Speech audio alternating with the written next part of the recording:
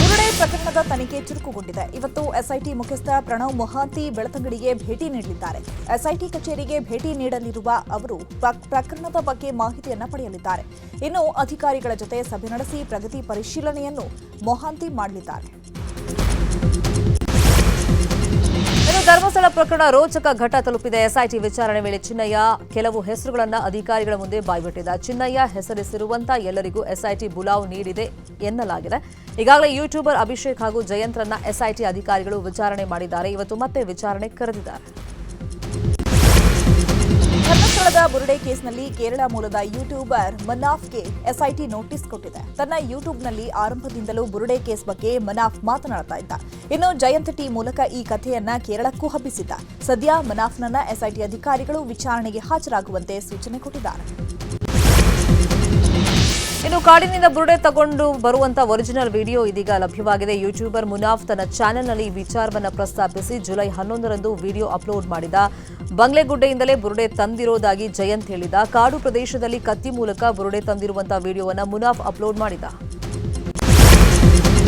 SIT ಬುಲಾವ್ ಮೇರೆಗೆ ನಿನ್ನೆ ವಿಚಾರಣೆಗೆ ಜಯಂತ್ ಟಿ ಹಾಜರಾಗಿದ್ರು. ನಿನ್ನೆ ತಡರಾತ್ರಿವರೆಗೂ ಜಯಂತ್ ವಿಚಾರಣೆ ಮಾಡಲಾಯಿತು. ಈ ಹಿಂದೆ ಜಯಂತ್ನ ಬೆಂಗಳೂರು ಮನೆ ಮೇಲೂ ದಾಳಿ ಮಾಡಿದ ಎಸ್ಐಟಿ ಅಧಿಕಾರಿಗಳು ಪರಿಶೀಲನೆ ಮಾಡಿದ್ರು. ಇನ್ನು ಜಯಂತ್ಗೆ ಇವತ್ತು ಕೂಡ ವಿಚಾರಣೆಗೆ ಹಾಜರಾಗಲು ಬುಲಾವ್ ನೀಡಲಾಗಿದೆ. ಧರ್ಮಸ್ಥಳದ ವಿರುದ್ಧ ಷಡ್ಯಂತ್ರ ನಡೆದಿದೆ ಅಂತ ಮಂಡ್ಯ ಮೂಲದ ಯೂಟ್ಯೂಬರ್ ಒಬ್ಬರು ಆರೋಪ ಮಾಡಿದ್ದಾರೆ. ಈ ಷಡ್ಯಂತ್ರಕ್ಕೆ ಪ್ರಮೋಷನ್ ಮಾಡೋ ಯೂಟ್ಯೂಬರ್ಗಳಿಗೆ ಫಂಡಿಂಗ್ ನಡೆದಿದೆ ಅಂತ ಗೋಲ್ಡನ್ ಕನ್ನಡಿಗ ಯೂಟ್ಯೂಬರ್ ಸುಮಂತ್ ಸ್ಫೋಟಕ ಹೇಳಿಕೆ ಕೊಟ್ಟಿದ್ದಾರೆ. ಯೂಟ್ಯೂಬರ್ ಸಮೀರ್ ಚಂದನಗೌಡ ಅಬಿಗೆ ಫಂಡಿಂಗ್ ಆಗಿದೆ, ನನಗೂ ಕೂಡ ಫಂಡಿಂಗ್ ಮಾಡಿಸೋ ಬಗ್ಗೆ ಚರ್ಚೆ ಮಾಡಿದ್ರು ಅಂತ ಸುಮಂತ್ ಆರೋಪ ಮಾಡಿದ್ದಾನೆ. ಧರ್ಮಸ್ಥಳದ ವಿರುದ್ಧ ಅಪಪ್ರಚಾರ ನಡೀತಾ ಇರೋದನ್ನು ಖಂಡಿಸಿ ಇವತ್ತು ಧರ್ಮ ಜಾಗೃತಿ ಸಮಾವೇಶ ನಡೆಯಲಿದೆ. ಧರ್ಮಸ್ಥಳದ ಅಮೃತವರ್ಷಿಣಿ ಸಭಾಭವನದಲ್ಲಿ ಸಮಾವೇಶ ನಡೆಯಲಿದೆ. ದಕ್ಷಿಣ ಕನ್ನಡ, ಉಡುಪಿ ಹಾಗೂ ಕಾಸರಗೋಡು ಜಿಲ್ಲೆಯ ಎಲ್ಲ ದೇವಸ್ಥಾನ ಮತ್ತು ಮಸೀದಿಗಳ ಆಡಳಿತ ಮುಖ್ಯಸ್ಥರು ಭಾಗಿಯಾಗಲಿದ್ದಾರೆ. ಧರ್ಮಸ್ಥಳದ ಮೇಲೆ ಷಡ್ಯಂತ್ರ ನಡೀತಾ ಇದೆ. ಇದನ್ನೆಲ್ಲ ಖಂಡಿಸಿ ಸೆಪ್ಟೆಂಬರ್ 10ರಂದು ಸಾಧು ಸಂತರಿಂದ ಧರ್ಮಸ್ಥಳ ಚಲೋ ನಡೆಸ್ತೀವಿ ಅಂತ ಹುಬ್ಬಳ್ಳಿಯ ವರೂರಲ್ಲಿ ಜೈನ ಮುನಿ ಗುಣಧರ ನಂದಿ ಮಹಾರಾಜರು ಹೇಳಿದ್ದಾರೆ. ಕಳೆದ ತಿಂಗಳು ರೇಡ್ ಮಾಡಿದ ಜಾಗದಲ್ಲಿ ಮತ್ತೆ ಆರಂಭವಾದ ಮರಳು ಮಾಫಿಯಾ ಮತ್ತೆ ತಲೆ ಎತ್ತಿದೆ. ಕೊಪ್ಪಳ ತಾಲೂಕಿನ ಹಿರೇಸಿಂದೋಗಿಯಲ್ಲಿ ಮರಳು ಮಾಫಿಯಾ ಅವ್ಯಾಹತವಾಗಿ ನಡೀತಾ ಇತ್ತು. ಕಳೆದ ತಿಂಗಳಷ್ಟೇ ಗಣಿ ಭೂ ವಿಜ್ಞಾನ ಇಲಾಖೆ, ಕಂದಾಯ ಇಲಾಖೆ ಅಧಿಕಾರಿಗಳು ದಾಳಿ ಮಾಡಿ 20ಕ್ಕೂ ಹೆಚ್ಚು ಬೋಟ್ ಸೀಸ್ ಮಾಡಿದ್ರು. ಆದರೆ ದಂಧೆಕೋರರು ಇದೀಗ ಮತ್ತೆ ಅದೇ ಸ್ಥಳದಲ್ಲಿ ದಂಧೆಯನ್ನ ಶುರು ಮಾಡಿಕೊಂಡಿದ್ದಾರೆ. ಇದೀಗ ಮತ್ತೆ ಸ್ಥಳಕ್ಕೆ ಅಧಿಕಾರಿಗಳು ದಾಳಿ ಮಾಡಿದ್ದಾರೆ. ಅಧಿಕಾರಿಗಳು ದಾಳಿ ಮಾಡ್ತಾ ಇದ್ದಂತೆ ದರೋಡೆಕೋರರು ಎಸ್ಕೇಪ್ ಆಗಿದ್ದಾರೆ. ಚಲಿಸ್ತಾ ಇದ್ದ ಕಾರ್ನಲ್ಲಿ ಕಾಣಿಸಿಕೊಂಡ ಬೆಂಕಿ ಇಡೀ ಕಾರನ್ನೇ ಆವರಿಸಿದೆ. ಚಾಮರಾಜನಗರ ಜಿಲ್ಲೆಯ ಹನೂರು ತಾಲೂಕಿನ ಎಲ್ಲೆಮಾಳ ಸಮೀಪ ಘಟನೆ ನಡೆದಿದೆ. ಶ್ರೀಧರ್ ಅನ್ನೋರು ಮಲೆ ಮಹದೇಶ್ವರ ಬೆಟ್ಟದಿಂದ ವಾಪಸ್ ಬರ್ತಾ ಇದ್ದಾಗ ಘಟನೆ ಸಂಭವಿಸಿದೆ. ಕಾರ್ನಲ್ಲಿದ್ದವರು ಯಾವುದೇ ಪ್ರಾಣಾಪಾಯ ಇಲ್ಲದೆ ಬಚಾವಾಗಿದ್ದಾರೆ. ಬೆಂಗಳೂರಿನಿಂದ ಕುಶಾಲನಗರ ಸಂಪರ್ಕಿಸುವ ರಾಷ್ಟ್ರೀಯ ಹೆದ್ದಾರಿ 275 ಕಾಮಗಾರಿ ಭರದಿಂದ ಸಾಗಿದೆ. ಆದರೆ ಈ ಕಾಮಗಾರಿ ಶ್ರೀರಂಗಪಟ್ಟಣದ ಬೊಮ್ಮೂರು ಅಗ್ರಹಾರ ರೈತರಿಗೆ ಸಮಸ್ಯೆಯನ್ನ ತಂದೊಡ್ಡಿದೆ. ಸರ್ವಿಸ್ ರಸ್ತೆ ನಿರ್ಮಾಣ ಮಾಡದ ಹಿನ್ನೆಲೆ ರೈತರು ಆಕ್ರೋಶವನ್ನು ವ್ಯಕ್ತಪಡಿಸಿದ್ದಾರೆ. ಸರ್ವಿಸ್ ರಸ್ತೆ ಇಲ್ಲದ ಕಾರಣ ಒಂದು ಬದುವಿನಿಂದ ಮತ್ತೊಂದು ಬದುವಿಗೆ ರೈತರು ತೆರಳಲು ಕಷ್ಟವಾಗ್ತಾ ಇದೆ. ಕೂಡಲೇ ಸರ್ವಿಸ್ ರಸ್ತೆ ನಿರ್ಮಿಸಬೇಕು ಅಂತ ಸ್ಥಳೀಯರು ಆಗ್ರಹಿಸಿದ್ದಾರೆ. ಇನ್ನು ರೈತರ ಪ್ರತಿಭಟನೆಗೆ ಮಾಜಿ ಸಚಿವ ರವೀಂದ್ರ ಶ್ರೀಕಂಠಯ್ಯ ಸಾಥ್ ಕೊಟ್ಟಿದ್ದಾರೆ. ಚಾಮರಾಜನಗರದ traffic sub inspector Hanumantha Uppar ಅವರು ತಮ್ಮ ಸ್ವಂತ ಖರ್ಚಿನಲ್ಲಿ ನಗರದ 3 ಪ್ರಮುಖ ವೃತ್ತಗಳಲ್ಲಿ ಝೀಬ್ರಾ ಕ್ರಾಸ್ ಲೇನ್ ಬರೆಸುವ ಮೂಲಕ ಗಮನ ಸೆಳೆದಿದ್ದಾರೆ. ಭುವನೇಶ್ವರಿ ವೃತ್ತ, ಸುಲ್ತಾನ್ ಶರೀಫ್ ಸರ್ಕಲ್ ಹಾಗೂ ಸಂತೇಮರಹಳ್ಳಿ ಸರ್ಕಲ್ಗಳಲ್ಲಿ ಝೀಬ್ರಾ ಕ್ರಾಸ್ ಬರೆಸಿದ್ದಾರೆ. ಸಬ್ ಇನ್ಸ್ಪೆಕ್ಟರ್ ಹನುಮಂತ ಉಪ್ಪಾರ್ ಕಾರ್ಯಕ್ಕೆ ಮೆಚ್ಚುಗೆ ವ್ಯಕ್ತವಾಗಿದೆ.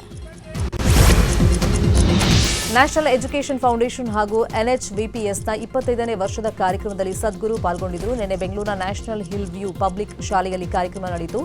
ಕಾರ್ಯಕ್ರಮದಲ್ಲಿ ಭಾಗಿಯಾದ ಸದ್ಗುರು ಸಂವಾದ ನಡೆಸಿದರು. ದೇಶದ ಏಳಿಗೆಯಲ್ಲಿ ಶಿಕ್ಷಣದ ಪಾತ್ರದ ಕುರಿತಂತೆ ಸದ್ಗುರು ಉಪನ್ಯಾಸ ನೀಡಿದರು.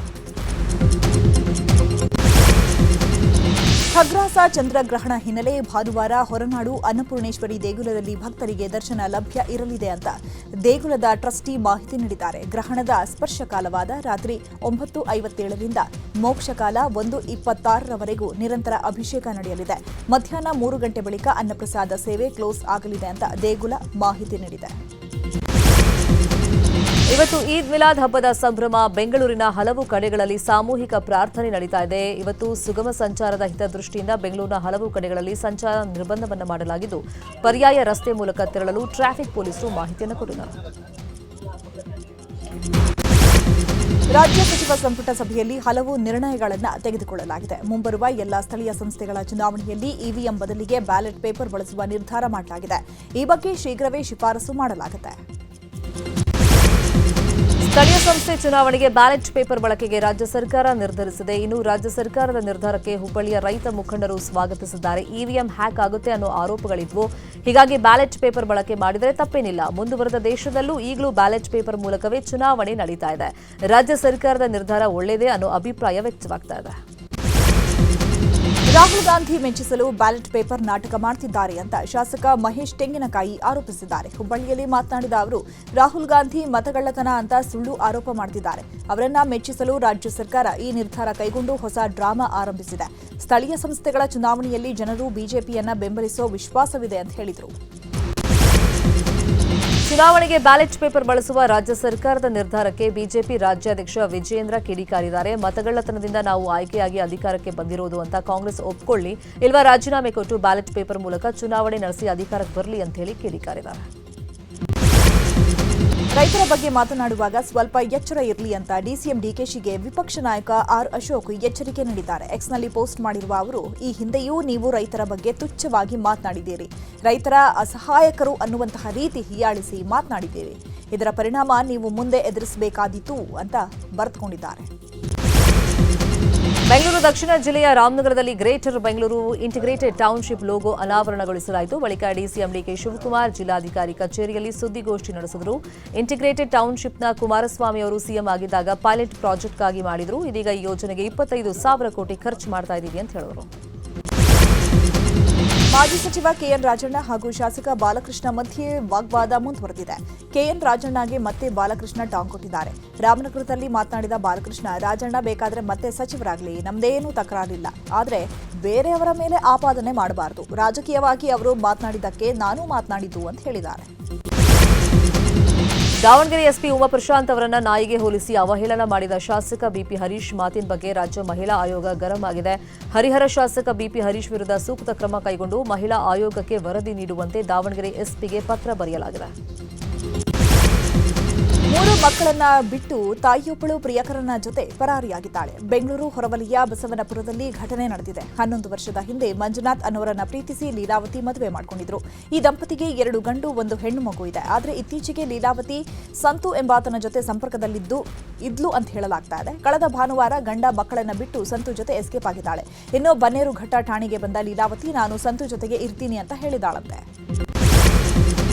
ರೌಡಿ ಶೀಟರ್ ಬಿಕ್ಲಾ ಶಿವ ಕೊಲೆ ಪ್ರಕರಣದ ತನಿಖೆ ಚುರುಕುಗೊಂಡಿದೆ. ಆರೋಪಿ ಜಗದೀಶ್ನನ್ನ ಪೊಲೀಸರು ಪುನಃ ಕಸ್ಟಡಿಗೆ ಪಡೆದು ವಿಚಾರಣೆ ಮಾಡುತ್ತಿದ್ದಾರೆ. ಸದ್ಯ ಕೊಲೆ ಬಳಿಕ ಜಗ್ಗ ಚೆನ್ನೈಗೆ ಎಸ್ಕೇಪ್ ಆಗಲಿಕ್ಕೆ ಬಳಸಿದ್ದಂತಹ ಕಾರ್ ವಶಕ್ಕೆ ಪಡೆಯಲಾಗಿದೆ.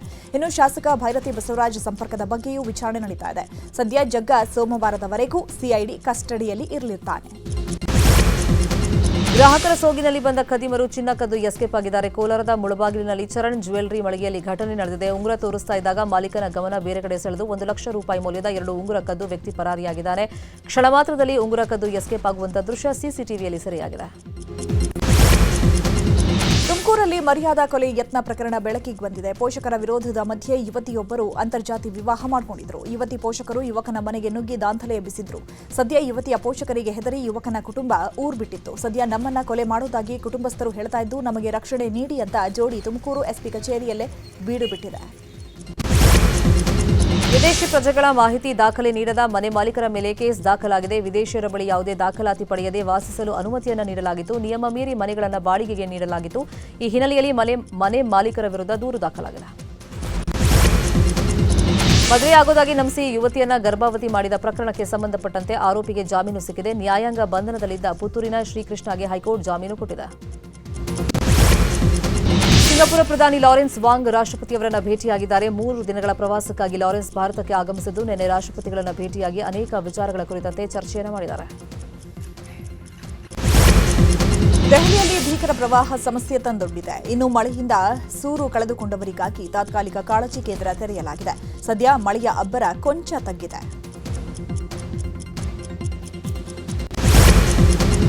ಯಮುನೆ ಆರ್ಭಟಕ್ಕೆ ದೆಹಲಿ ಅಕ್ಷರಶಃ ನಲುಗಿ ಹೋಗಿದೆ. ಅಪಾಯದ ಮಟ್ಟ ಮೀರಿ ಯಮುನಾ ನದಿ ಹರಿತಾ ಇದೆ. ಇನ್ನು ನದಿ ತೀರದ ಪ್ರದೇಶವಾದ ಮಯೂರ್ ವಿಹಾರಕ್ಕೆ ನದಿ ನೀರು ನುಗ್ಗಿದೆ. ಈಗಾಗಲೇ ಜನರನ್ನು ಸುರಕ್ಷಿತ ಸ್ಥಳಕ್ಕೆ ಸ್ಥಳಾಂತರ ಮಾಡಲಾಗಿದೆ.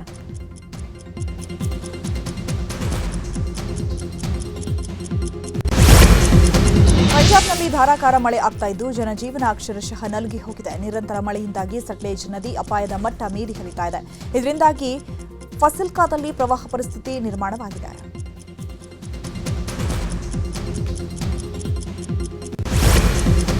ಮೇಘಸ್ಫೋಟದಿಂದಾಗಿ ಜಮ್ಮು ಕಾಶ್ಮೀರ ಅಕ್ಷರಶಃ ನರಕದತ್ತರಾಗಿದೆ. ಅನೇಕ ಕಡೆಗಳಲ್ಲಿ ಮನೆಗಳು ಕುಸಿದು ಜನರು ನಿರಾಶ್ರಿತರಾಗಿದ್ದಾರೆ. ಇನ್ನು ರಾಷ್ಟ್ರೀಯ ರೈಫಲ್ಸ್ ಪಡೆ ರಕ್ಷಣಾ ಕಾರ್ಯದಲ್ಲಿ ತೊಡಗಿದೆ. ಕೇವಲ 18 ಗಂಟೆಗಳಲ್ಲಿ ಸೇತುವೆ ನಿರ್ಮಿಸಿ ಜನರಿಗೆ ಪ್ರಯಾಣಕ್ಕೆ ಅನುಕೂಲ ಮಾಡಿಕೊಟ್ಟಿದೆ.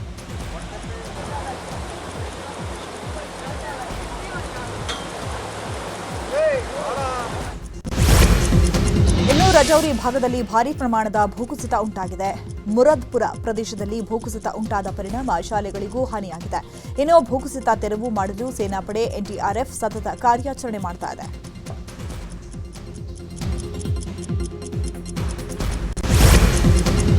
ಇಂಗ್ಲೆಂಡ್ನ ಆಕ್ಸ್ಫರ್ಡ್ ವಿವಿಯಲ್ಲಿ ಪೆರಿಯಾರ್ ಅವರ ಭಾವಚಿತ್ರವನ್ನ ಅನಾವರಣ ಮಾಡಲಾಯಿತು. ತಮಿಳುನಾಡು ಸಿಎಂ ಸ್ಟಾಲಿನ್ ಭಾವಚಿತ್ರವನ್ನ ಅನಾವರಣಗೊಳಿಸಿದರು.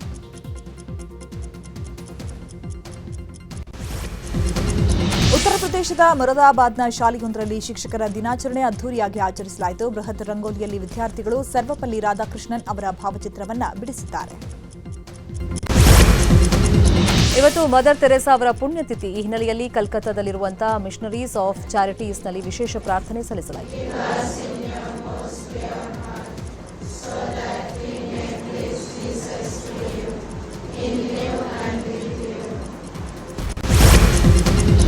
ಐಪಿಎಲ್ ಇತಿಹಾಸದಲ್ಲಿ ಅತ್ಯಂತ ಪ್ರಸಿದ್ಧ ಹೆಸರುಗಳಲ್ಲಿ ಒಬ್ಬರಾದ ಭಾರತದ ಅನುಭವಿ ಲೆಗ್ ಸ್ಪಿನ್ನರ್ ಅಮಿತ್ ಮಿಶ್ರಾ ಕ್ರಿಕೆಟ್ಗೆ ನಿವೃತ್ತಿ ಘೋಷಿಸಿದ್ದಾರೆ. ಅಂತಾರಾಷ್ಟ್ರೀಯ, ದೇಶೀಯ ಮತ್ತು ಫ್ರಾಂಚೈಸಿ ಕ್ರಿಕೆಟ್ ಆಡಿರುವ ತಮ್ಮ 25 ವರ್ಷಗಳ ವೃತ್ತಿ ಜೀವನವನ್ನು ಕೊನೆಗೊಳಿಸಿದ್ದಾರೆ. 22 ಟೆಸ್ಟ್, 36 ಏಕದಿನ ಮತ್ತು 10 ಟಿ20 ಪಂದ್ಯಗಳನ್ನು ಆಡಿದ್ದು 156 ಅಂತಾರಾಷ್ಟ್ರೀಯ ವಿಕೆಟ್ಗಳನ್ನು ಕಬಳಿಸಿದ್ದಾರೆ. ಕ್ರಿಕೆಟ್ ನಿವೃತ್ತಿ ಬಗ್ಗೆ ಎಕ್ಸ್ನಲ್ಲಿ ಅಮಿತ್ ಮಿಶ್ರಾ ಪೋಸ್ಟ್ ಮಾಡಿದ್ದಾರೆ. ಮುಂಬರುವ ಐಪಿಎಲ್ ಸೀಸನ್ನ ಪಂದ್ಯಗಳನ್ನು ನೇರವಾಗಿ ಮೈದಾನದಲ್ಲಿ ವೀಕ್ಷಿಸಲು ಅಭಿಮಾನಿಗಳಿಗೆ ದುಬಾರಿಯಾಗಲಿದೆ ಎನ್ನುವ ಮಾಹಿತಿ ಇದೆ. ಐಪಿಎಲ್ ಟಿಕೆಟ್ಗಳು ಸೇರಿದಂತೆ ವಿವಿಧ ಮನರಂಜನಾ ಕಾರ್ಯಕ್ರಮಗಳಿಗೆ ಶೇಕಡಾ 40% ಜಿಎಸ್ಟಿ ವಿಧಿಸಿರುವುದರಿಂದ ಟಿಕೆಟ್ ದರ ಕಾಸ್ಟ್ಲಿ ಆಗಲಿದೆ ಅಂತ ಹೇಳಿ ಅಂದಾಜು ಮಾಡಲಾಗ್ತಾ ಇದೆ. ಶ್ರದ್ಧಾ ಶ್ರೀನಾಥ್ ಇದೇ ಮೊದಲ ಬಾರಿಗೆ ವೆಬ್ ಸಿರೀಸ್ನಲ್ಲಿ ನಟಿಸಿದ್ದಾರೆ. ದಿ ಗೇಮ್ ಎಂಬ ಟೈಟಲ್ನಲ್ಲಿ ಈ ವೆಬ್ ಸಿರೀಸ್ ಮೂಡಿಬಂದಿದ್ದು ಅಕ್ಟೋಬರ್ 2ರಿಂದ ನೆಟ್ಫ್ಲಿಕ್ಸ್ನಲ್ಲಿ ಸ್ಟ್ರೀಮ್ ಆಗಲಿದೆ.